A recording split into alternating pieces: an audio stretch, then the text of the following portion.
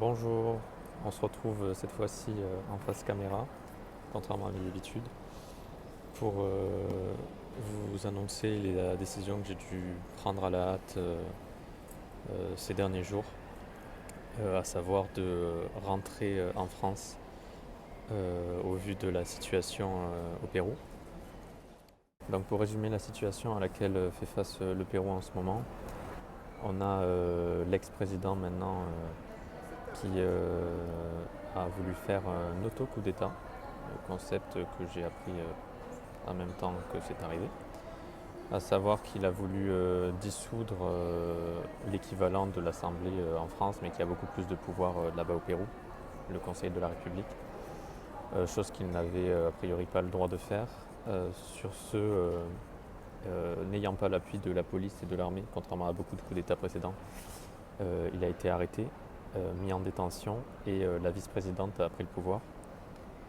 Suite à quoi s'est enchaîné de nombreuses manifestations, que ce soit pour soutenir l'ancien président, que ce soit pour renier cette nouvelle présidente et demander des nouvelles élections, et plus généralement pour dénoncer le système politique. Et donc ces manifestations, dont de nombreuses amènent à des débordements, beau courage dans le centre de Lima et puis dans toutes les grandes villes du pays et sur les grands axes routiers. Tous les grands axes routiers sont actuellement bloqués, donc avec des barrages très fortement filtrants justement, qui laissent passer très peu de véhicules. Donc beaucoup de mes amis qui avaient fini leur semestre d'études avant moi et qui étaient partis se sont retrouvés bloqués dans des villes pendant plusieurs jours, presque une semaine pour certains. Les aéroports ont aussi été bloqués de force par les manifestants. Donc c'est pas un petit blocage de l'aéroport est fermé parce qu'il y a des manifestations devant, c'est vraiment des gros rochers lâchés sur la piste, des feux de pneus et de choses en tout genre sur la piste, la détérioration de tous les éclairages de la piste d'atterrissage. Donc c'est des aéroports qui vont rester fermés pendant au moins une semaine. Et ça, c'est sans compter les nouveaux débordements possibles. Hormis ça, les pays voisins également ne reconnaissent pas la légitimité de la nouvelle présidente. Donc ça crée des problèmes aussi pour ceux qui veulent voyager dans les pays voisins, puisqu'on ne sait pas du tout comment la situation va évoluer.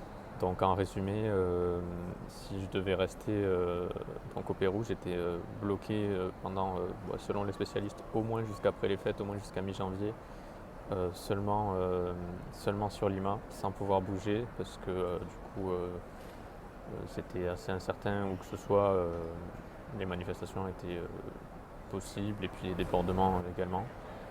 Et puis bouger en dehors de Lima, encore moins faisable puisque les avions, les bus ne circulent plus au niveau national et des avions internationaux, comme je vous le disais, me faisaient prendre un risque de rester bloqué ensuite à l'étranger sans pouvoir revenir sur le Pérou pour mon vol de retour ou ne serait-ce que pour récupérer mes affaires. Donc j'ai dû prendre à la hâte au vu de la situation qui empirait, la dure décision, on va dire, de rentrer avec anticipation. Donc ça n'a pas été facile. J'avais déjà un voyage de prévu pour visiter le sud du Pérou qui était un des endroits qui me manquait à visiter, avec Arequipa, très connu comme ville, une magnifique ville, le lac Titicaca tout au sud du Pérou. Et donc très déçu de ne pas avoir pu faire toutes ces choses-là et puis d'autres encore. Mais en prenant du recul un petit peu sur la situation, je me suis dit qu'il valait mieux ne pas se mettre en danger et puis voir tout ce que j'avais pu faire auparavant et puis me dire que j'avais déjà bien pu profiter de l'expérience, on va dire. Donc pour résumer la situation à laquelle fait face le Pérou en ce moment, on a l'ex-président maintenant qui a voulu faire un auto-coup d'État, le concept que j'ai appris en même temps que c'est arrivé, à savoir qu'il a voulu dissoudre l'équivalent de l'Assemblée en France, mais qui a beaucoup plus de pouvoir là-bas au Pérou, le Conseil de la République, chose qu'il n'avait a priori pas le droit de faire.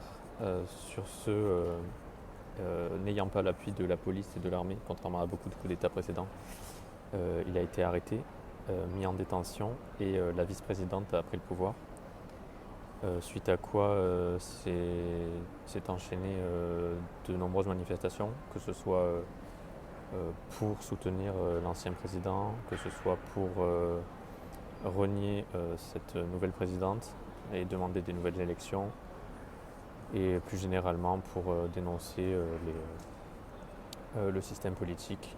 Et donc ces manifestations, dont de nombreuses amènent à des débordements, font beaucoup rage dans le centre de Lima et puis dans toutes les grandes villes du pays et sur les grands axes routiers.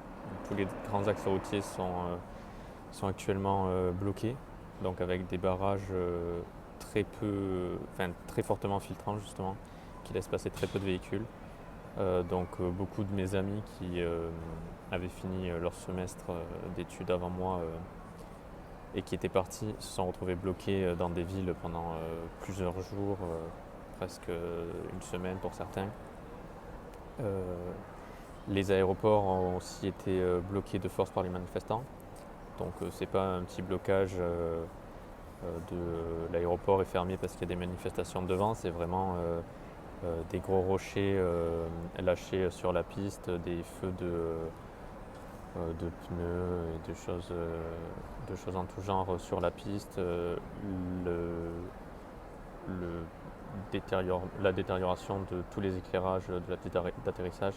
Donc c'est des aéroports qui vont rester fermés pendant au moins une semaine. Et ça, c'est sans compter les nouveaux débordements possibles. Hormis ça, les pays voisins également ne reconnaissent pas la légitimité de la nouvelle présidente.